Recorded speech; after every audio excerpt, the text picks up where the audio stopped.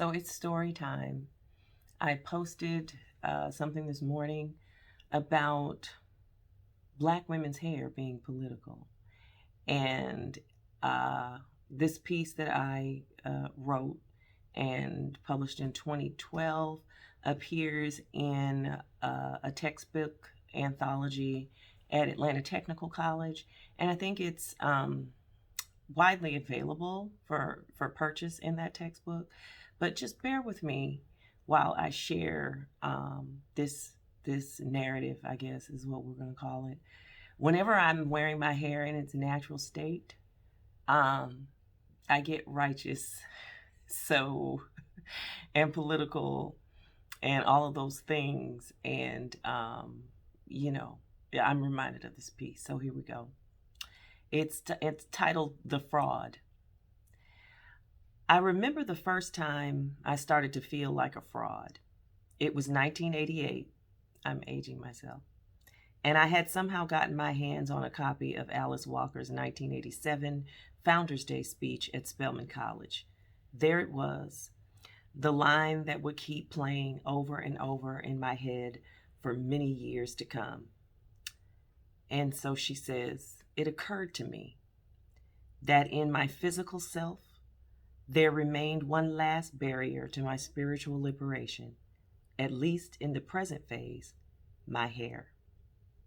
I knew this feeling all too well. My freshman year at the University of California, Riverside had radicalized me in every way except one. On the other hand, I was marching around campus wearing Africa shirts. That's what we did in the late 80s. Going to Pan-Africanist meetings and reading bell hooks and Angela Davis. But on the other hand, my hair appointments were scheduled out for the rest of the year with near religious piety. I was prepared to subject my hair to the harshest chemicals that would burn a hole through my sofa and the hardwood floors in my house, so that my hair might be utterly transformed from its kinky, curly, original state into the straightened and conquered lifelessness that hung from my scalp as if beaten into submission like a slave at auction. I was a fraud. I had not always been a fraud, though. As a child, I wore kinky curly braids that grew out of my scalp, free and uninhibited. From the immortal words of the Lady of Rage, I rocked rough and stuff with my Afro puffs. But the pull of mainstream culture began to tug at me by the time I entered junior high school. Everywhere I looked, there was the flowing, silky, straight hair popularized by then Charlie's Angels, the anti-feminist feminists who represented then and now a certain paradigm of American beauty. Unfortunately, there was no Afro-puffed angel. Pam Grier, although an icon of Afrocentric beauty, was not mainstream enough to subvert popular culture images of beauty for young and impressionable little black girls. Instead, little black girls were sent a message. Not so much that straight hair was beautiful, but that their own hair was not. White girls had straight hair, so straight hair was neutral, normal. By default, the Afro-textured hair that black girls had was far from normal. It was nappy, hard, unmanageable, ugly. Therefore, it needed to be done, fixed, straightened, relaxed. By the time I was 16, I got my first relaxer. By the time I was 18, my thick hair, healthy hair began to thin and eventually shed and ultimately fall out. One day, when I could no longer stand to look at myself in the mirror, I picked up a pair of scissors and an electric razor. After cropping my neckline and bobbing the hair on the crown of my head, I found my old straightening comb. An hour later, I looked in the mirror and felt a mixture of complacency and shame. I was still a fraud. What would happen when the first waft of humidity seeped into the summer air? What would I do if I got caught in the rain or thrown in the pool? My secret would be unveiled, and I would be exposed for the fraud I was. My Africa would be showing, and there would be nowhere to run and nowhere to hide. A few weeks later, my kinky curly roots began to wage a battle against my relaxed ends.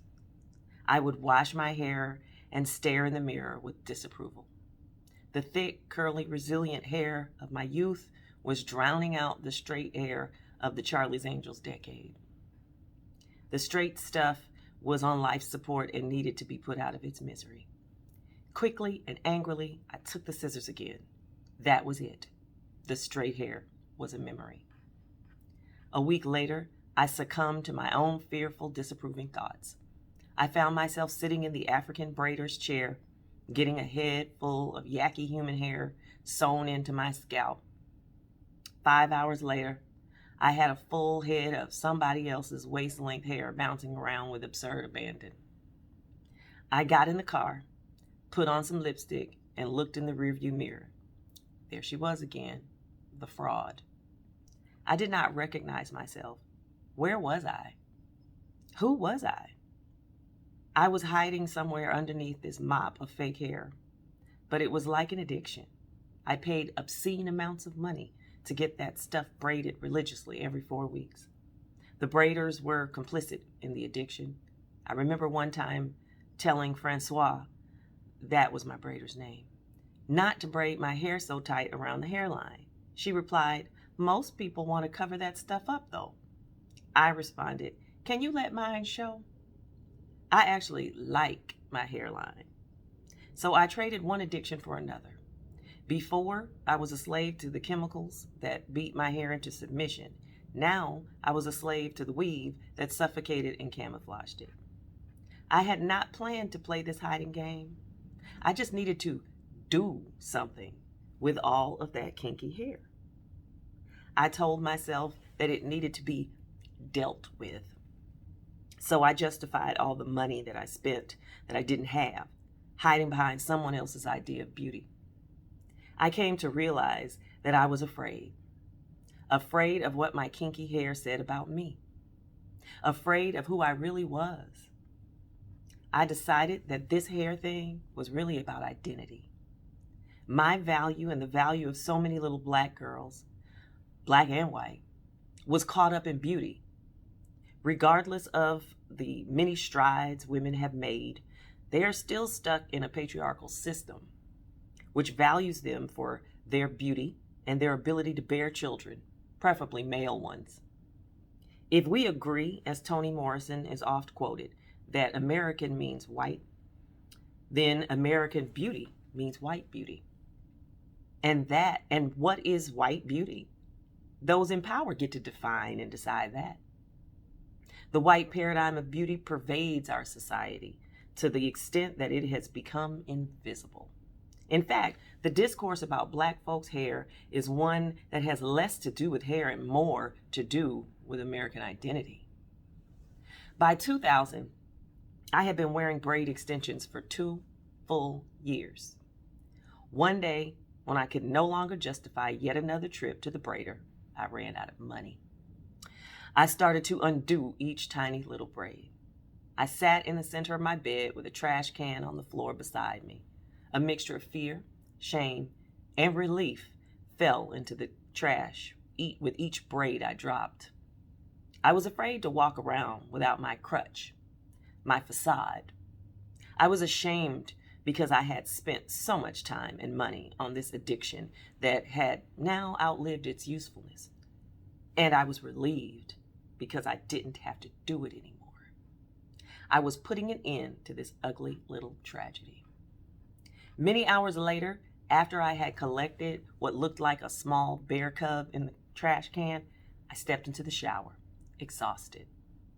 It was as if I had survived a battle. I held my head back under the shower and washed my hair. My hair. I ran my fingers through my kinks and curls and got well acquainted with the stuff that had been growing out of my head for 2 years. I rinsed all of the pain and fear and degradation and self-loathing and shame down the drain that night. I got out of the shower and looked in the mirror, clean-faced, wet hair. For the first time in my life, I saw me. And I was beautiful. My hair was beautiful. The hair that I had spent years trying to tame and conquer would not be defeated. It was resilient and beautiful and wild. I stood there, crying and laughing and crying again. I was no longer a fraud. I was real and true, and I was beautiful.